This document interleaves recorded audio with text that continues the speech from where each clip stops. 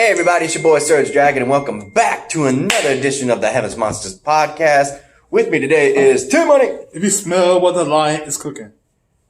So, today we are going to cover Monday Night Raw as well as NXT on the 20th and 22nd. So let's go. There you go. And yeah, where's your hand sanitizer? Over there? Mm-hmm. Bring that over. So let us know where we are using it, by all means. Okay, what was the first thing? Drew McIntyre starts the show.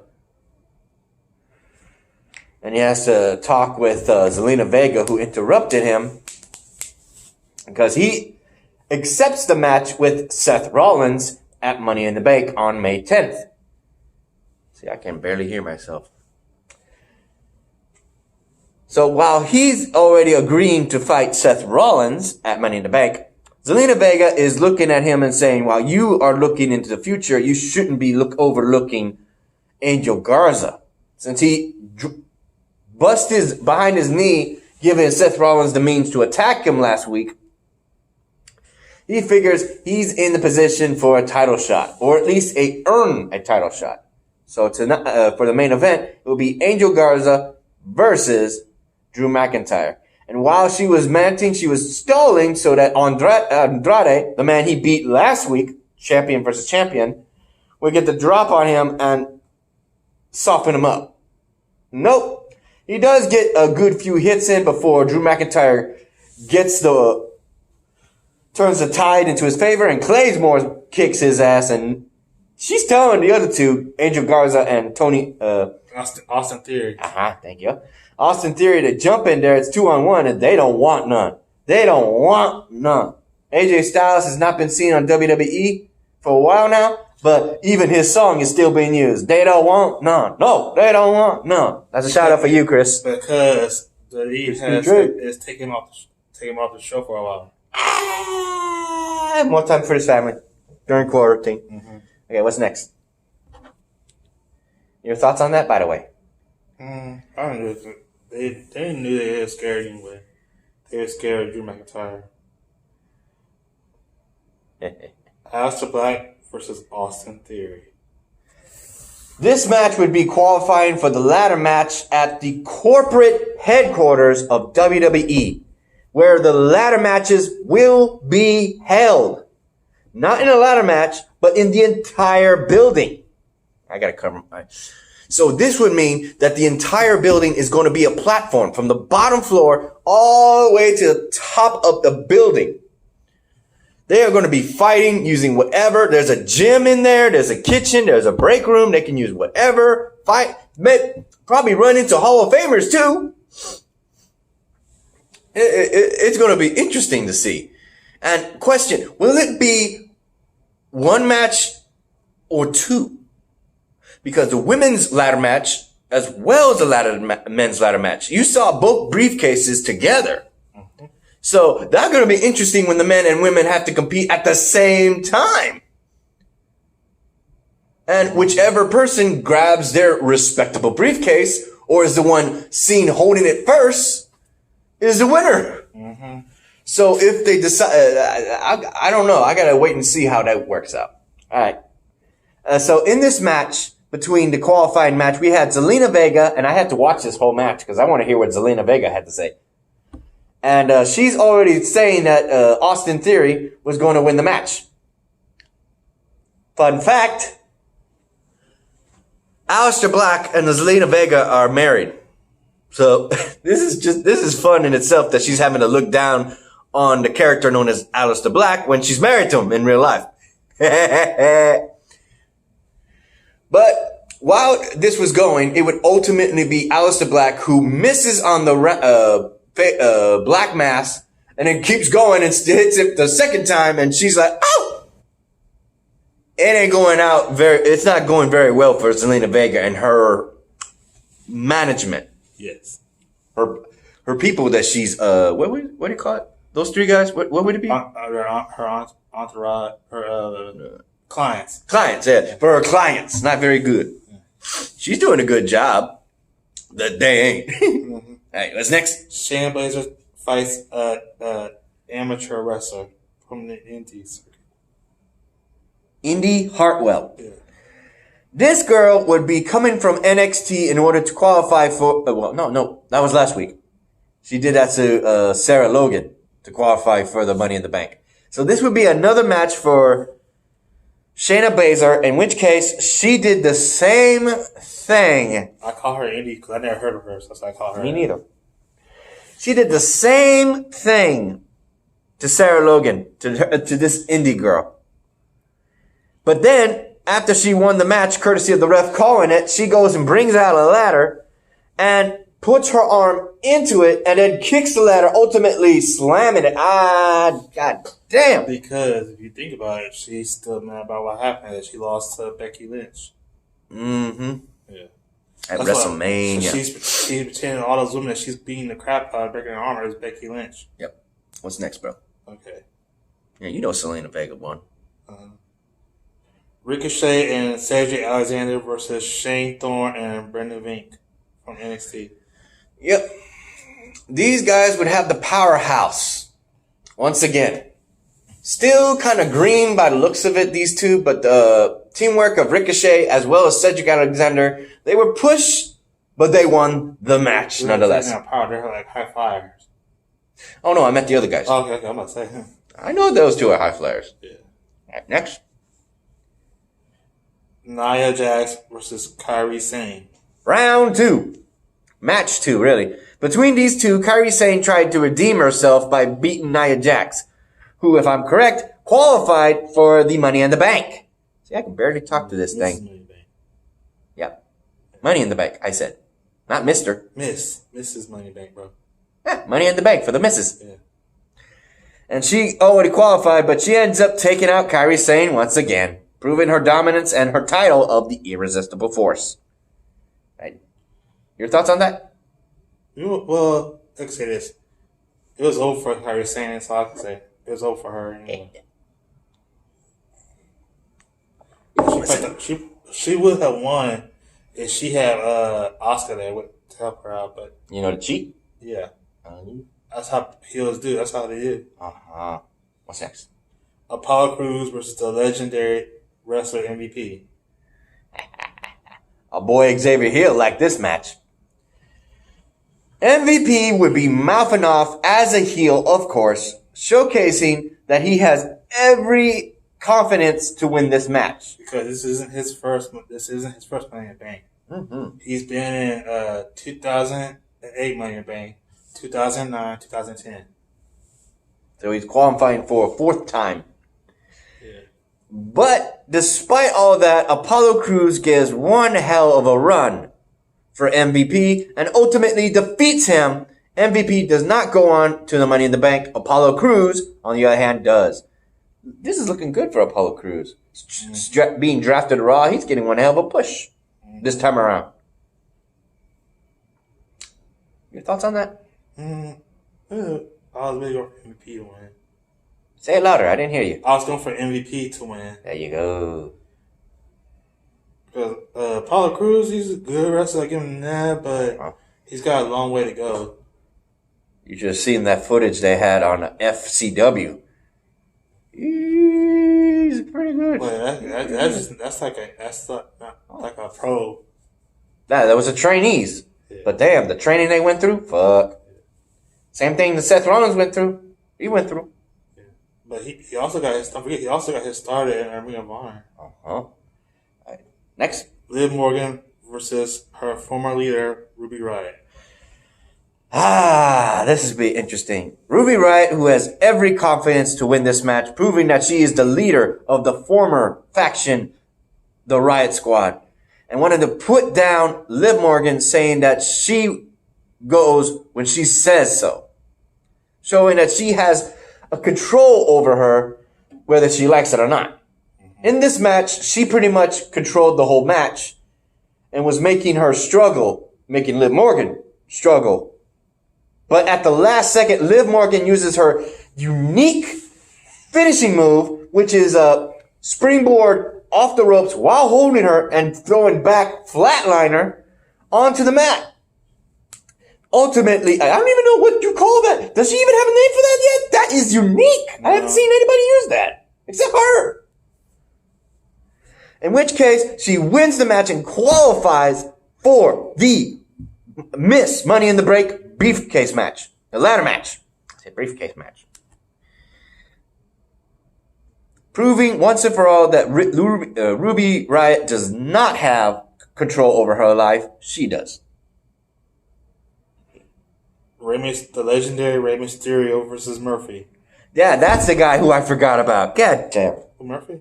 Yeah, last week we were covering and I forgot who the hell was he going to fight. Just so you know, he used to be with Alexa Bliss. But she broke up with him. In which case, Buddy Murphy gives the legendary veteran Rey Mysterio one hell of a run for his money. And of course, because Rey Mysterio is a veteran, he's being called old man by Murphy throughout the match. But Rey Mysterio is vigilant. How you say it? Vigilante? No, not vigilante. What's? Diligent? No. Vigilant. There you go, vigilant. In his efforts to win and does so. Qualifying. Fuck. I'm seeing shit. Okay. Qualifying for the match at Money in the Bank. Woohoo! Your thoughts on that? I thought that match was good, but I'm not feeling it as mask, Rey Mysterio mask. He goes through different masks. You should have seen the one in Lucha Underground. That was bulky as fuck. Yeah, I like that one was good, but I'm talking about, I'm not feeling the little furry mohawk. Oh, the mohawk. Yeah, I'm not a big fan of those that he has. Yeah. He's going through a phase of masks. Next. I do think his Spear mask, his masks are cool. Spear masks. Okay. Charlotte Flair versus Kaden Carter. Kaden Carter. Let me see.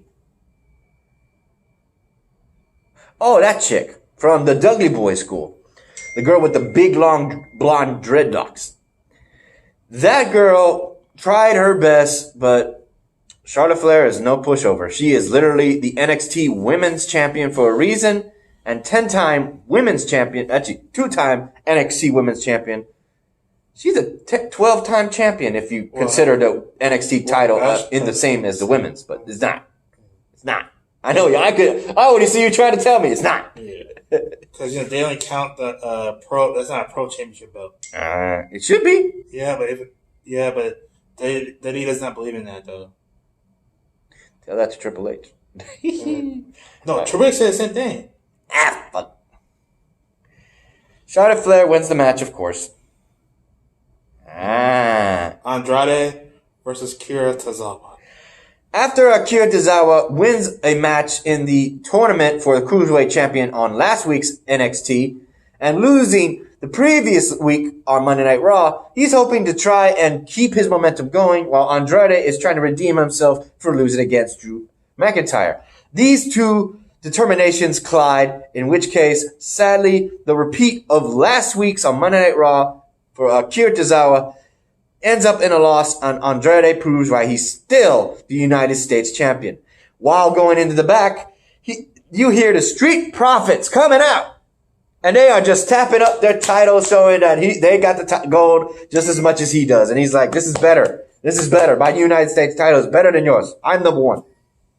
He got his ass whooped by Drew McIntyre, though. Yep. What's next? Okay. Bianca Belair versus Santana Garrett, formerly known as Brittany from TNA Impact Wrestling. And one of the hard-hitting women of WoW wrestling. Women of wrestling. WoW. Women of wrestling. Yeah. It's called WoW. It's pretty difficult to say altogether. Yeah, it's been around for years. In which case, her father died of cancer. You would think she'd get a push in WWE. Nope. They say that they'll say, like, they usually tell women like that you're not ready yet. We don't think they're ready yet. But I think it was already 2 years now since her dad died. Yeah. More than that. But that's up to them. They'll say soon you will be, but you're just not ready yet right now.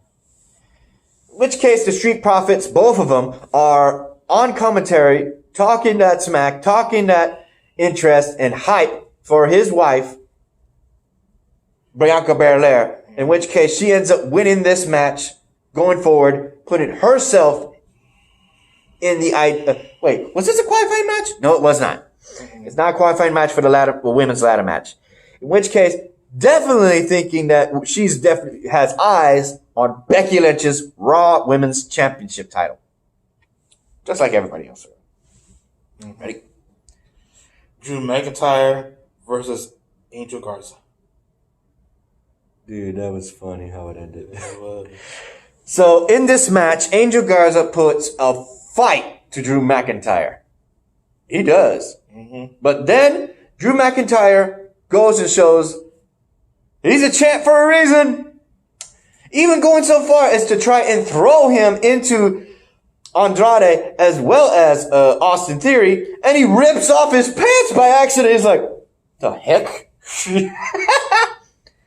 He comes in and he goes and actually grabs him by putting his legs on his back, and he goes, and he does it. He does the 3, 2, 1, bam! Gets the 3 count, and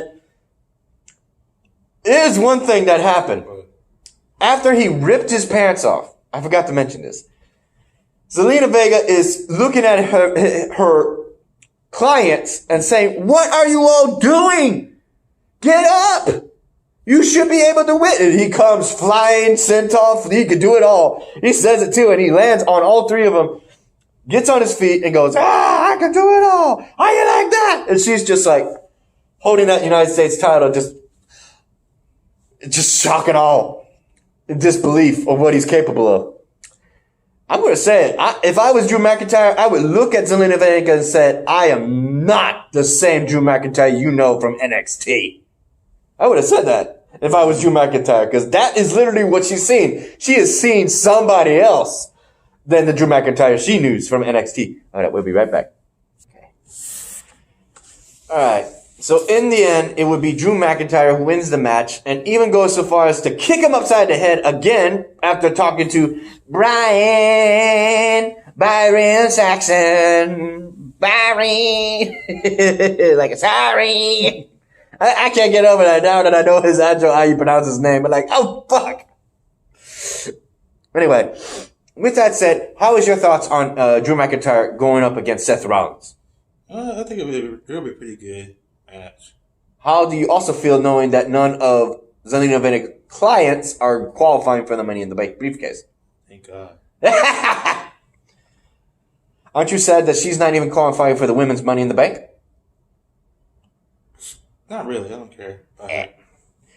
In other news, it's ladies' night for the whole damn show is covering the best of Charlotte Flair, Becky Lynch, and Ronda Rousey, leading up to a new episode of WWE Backstage, where it's women's night, where you got Renee Young,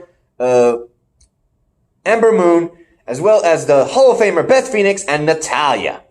And which, I don't know if you'll mention this, I don't know if y'all know this, but the WWE fans had turned their back on Ronda Rousey. They don't like her. Yeah, she mentioned that too, saying that she's not going. She got heated on that last episode. I forgot to mention that. People still hate on her. Nobody like her no more. Cause like it's been said, like she's also getting some of the wrestlers don't like her, and the women too.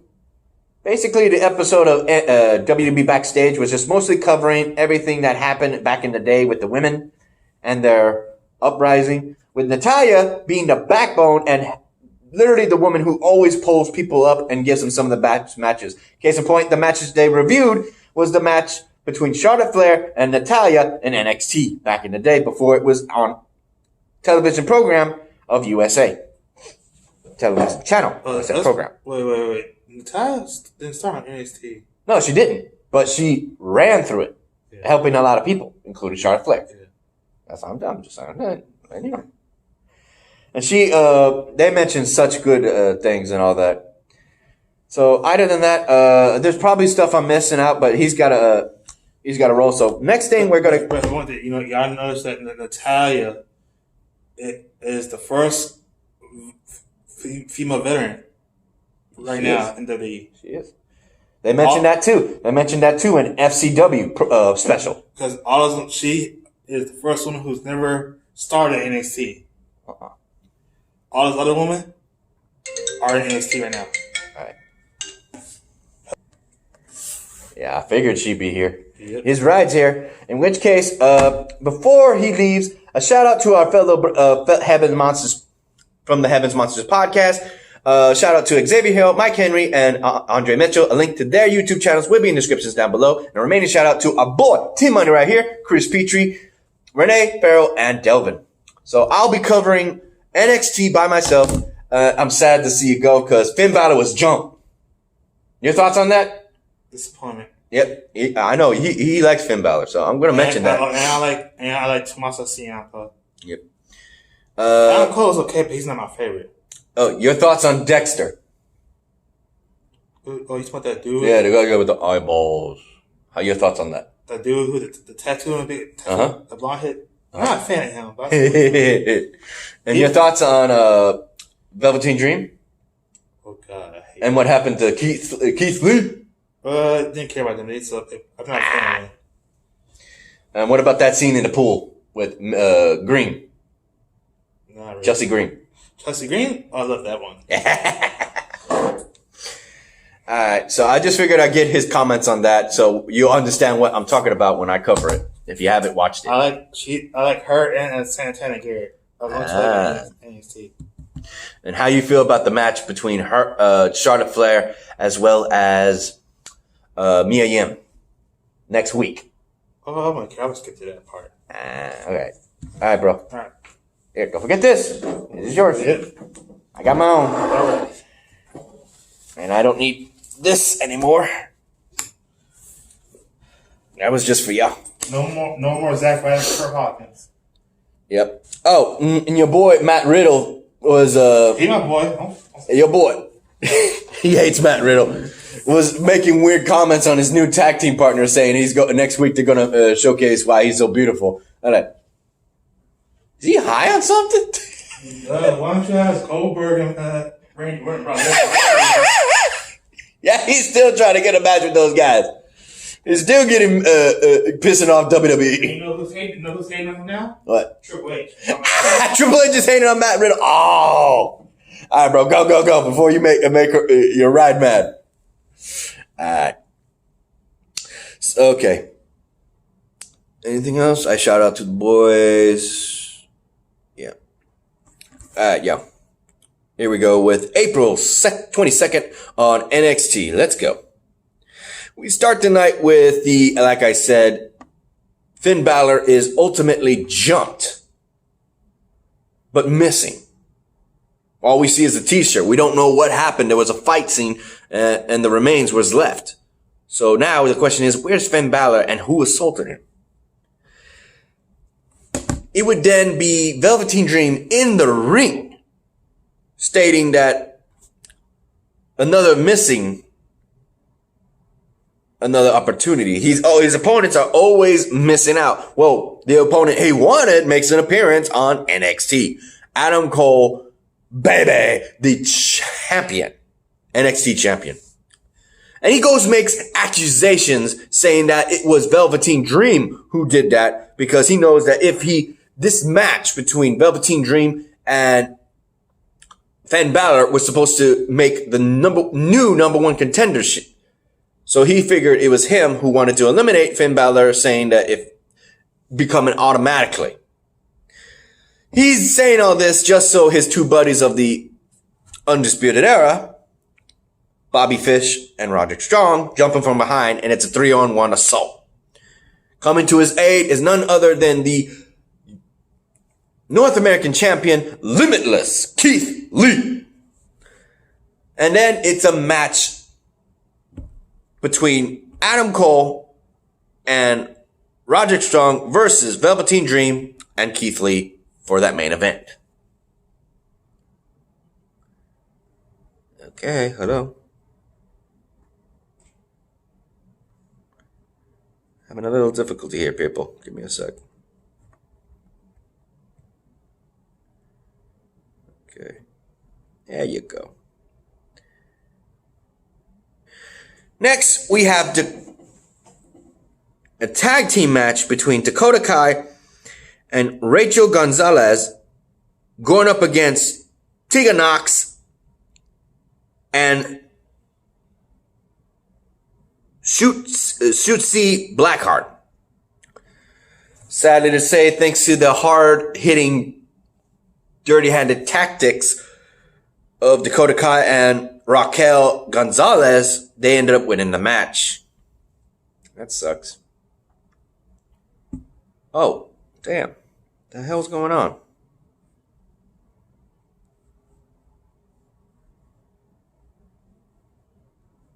Hello?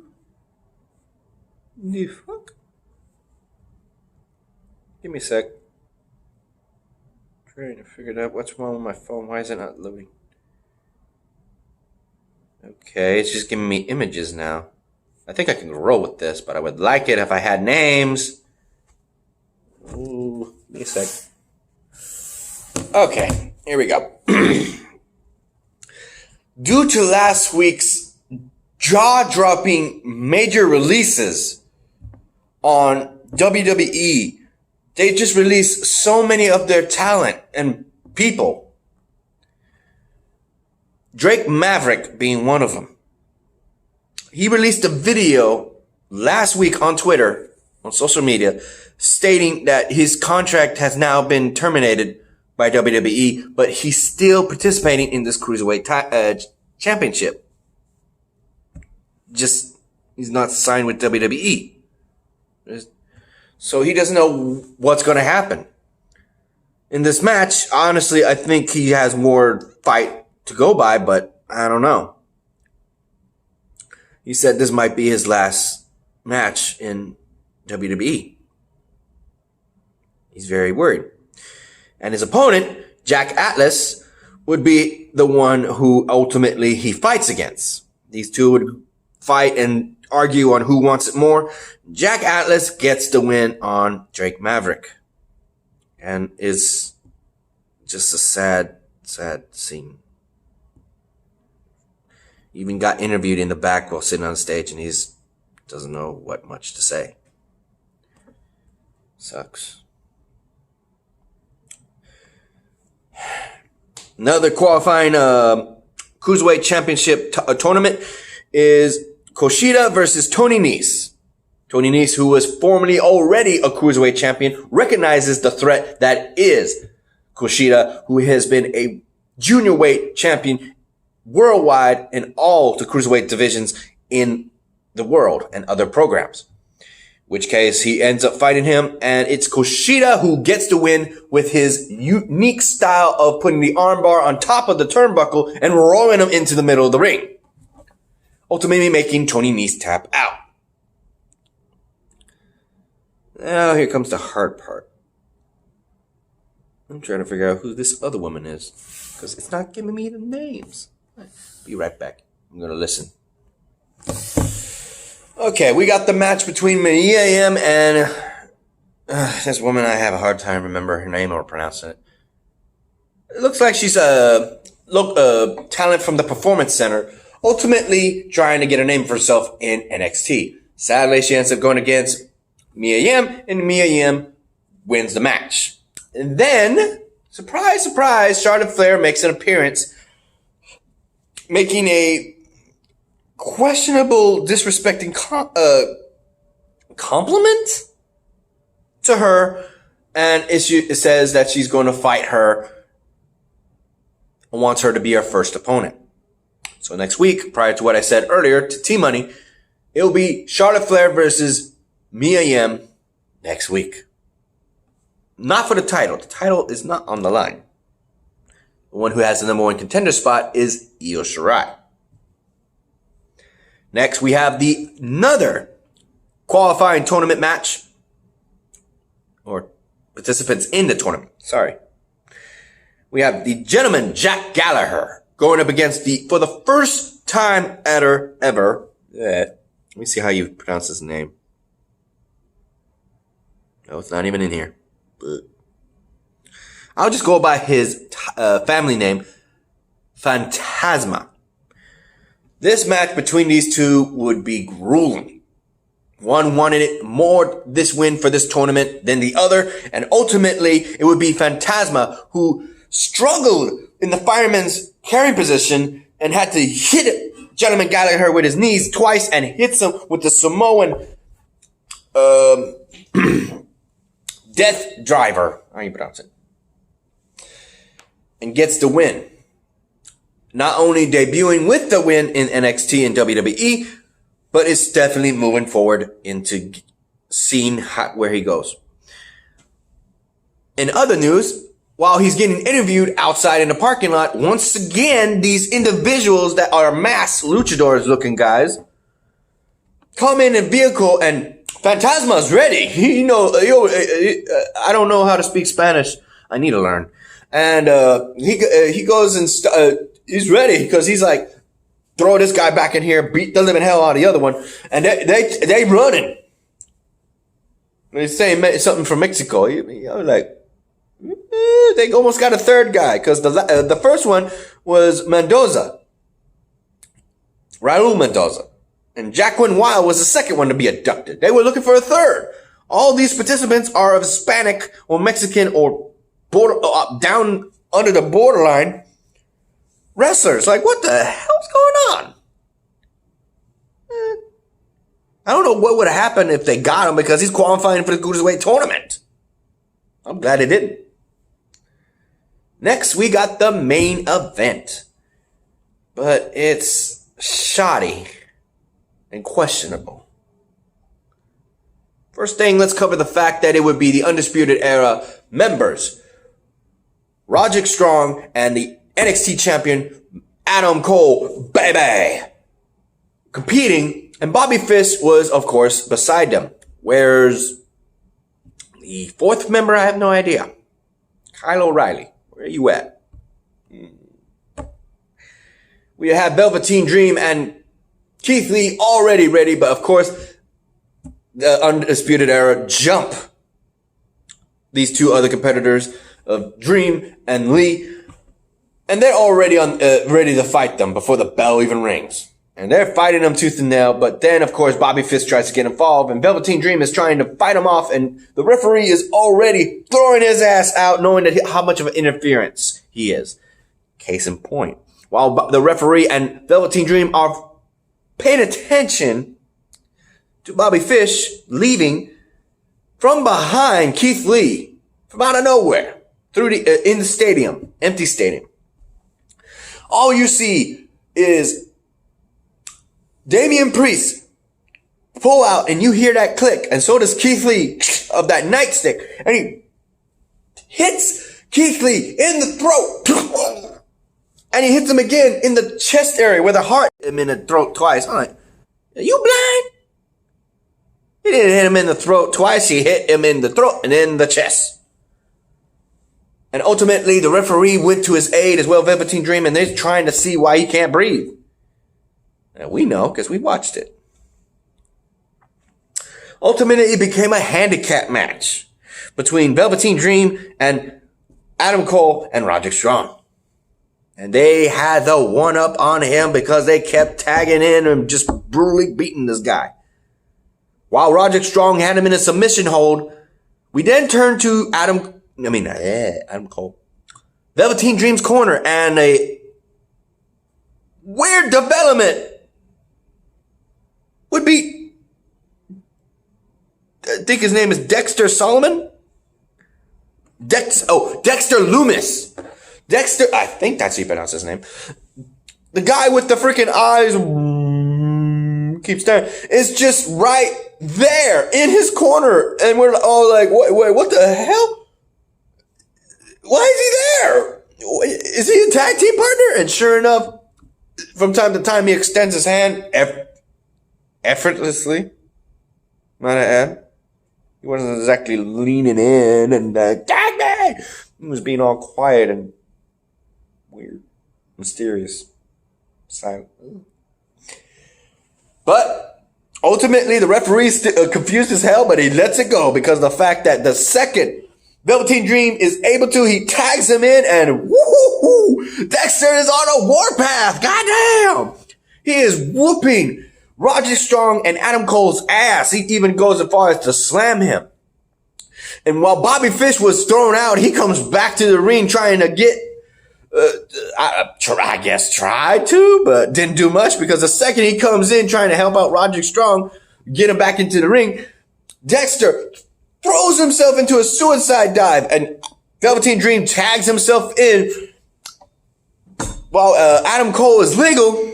Velveteen Dream is legal. Velveteen Dream is in the corner while freaking Dexter Loomis is suicide diving, hitting both Roderick Strong and Bobby Fish. It would be Flying Elbow Purple Rainmaker on the champ, NXT champion Adam Cole for the 1, 2, 3.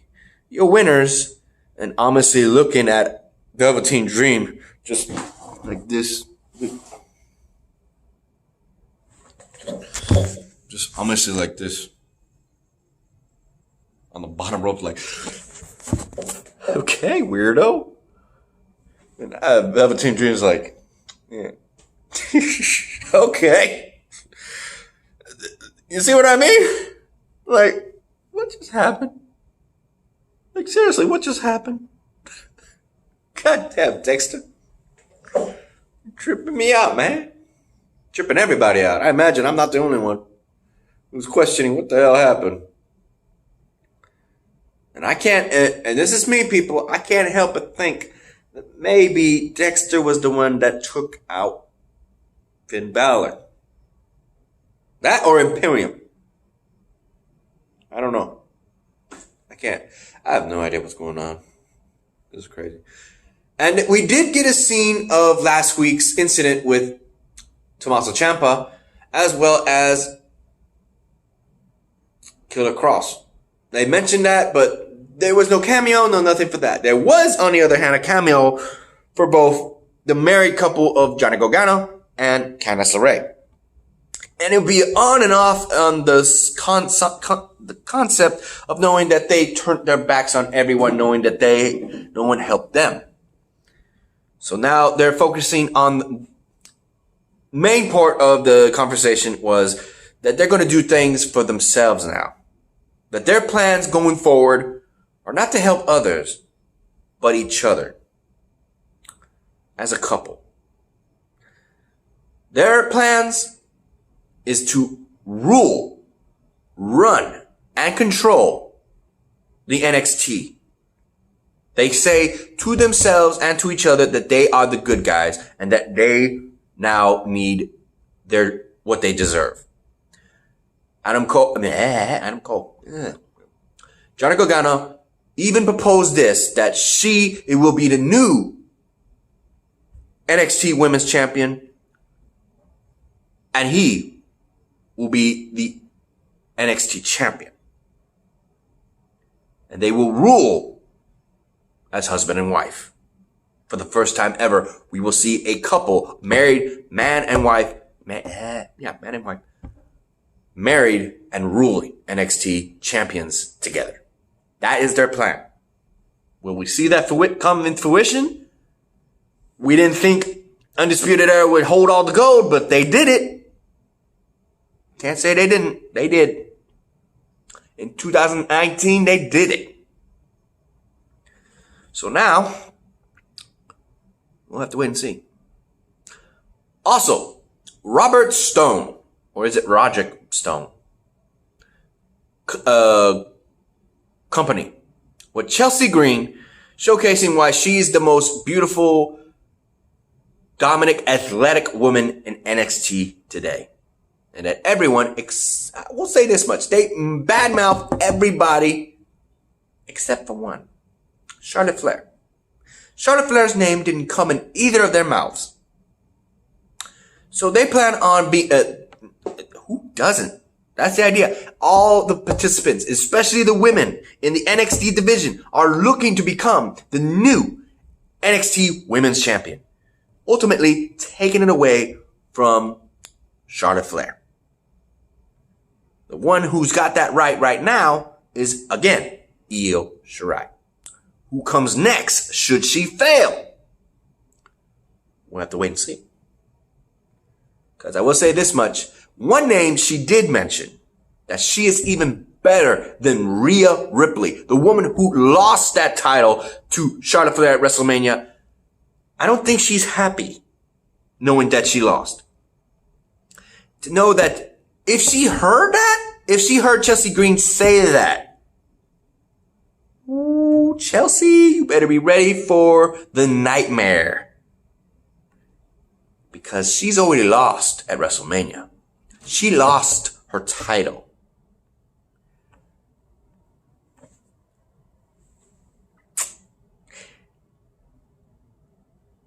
Call it corny, but I would have to say she's a woman who has nothing else to lose. So if she's lost her title, she might turn heel